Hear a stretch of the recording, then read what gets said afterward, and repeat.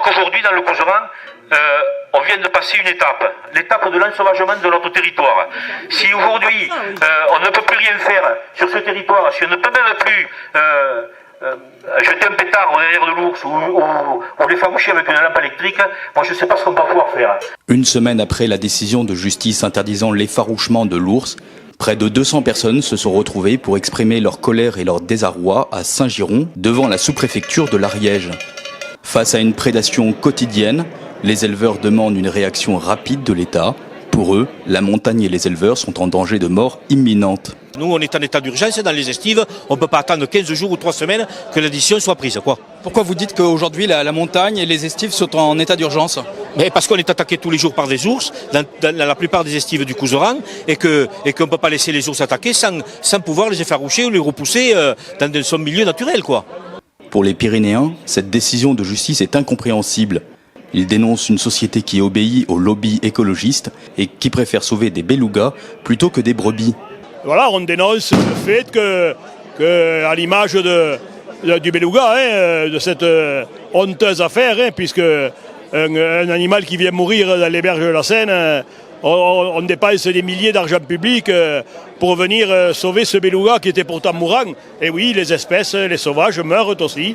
Et puis on fait une relation avec les brebis dans les montagnes. Pourquoi les brebis dans les montagnes serviraient de nourriture à ours? Ils ont autant de droits qu'un beluga qui vient mourir dans les berges de la Seine.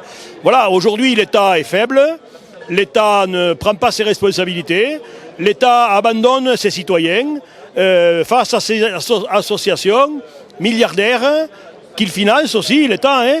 Et donc aujourd'hui, On Voice, Sea Shepherd, voilà, attaque tout et gagne tout le temps. On peut s'interroger pourquoi ils gagnent tout le temps.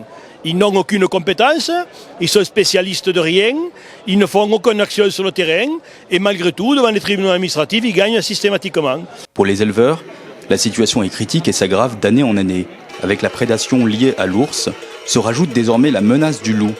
Pour eux, cette nouvelle prédation sonnera comme la fin de leur métier. On nous achète et c'est honteux ce qu'on fait.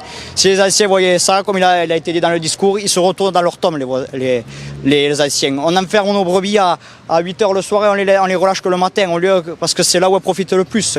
C'est le soir qu'elles profitent le plus, les brebis, les bêtes. Je vais essayer de mener le combat jusqu'au bout, mais c'est sûr que si on se fait trop prédater à force, ce sera pas évident de mettre des bêtes en estive, même ça va devenir de plus en plus compliqué. Parce que là on est venu pour l'ours, mais ce qui arrive, ce qu'on oublie de dire à Haute-Acane et les Hautes-Pyrénées, il y a le loup qui va arriver.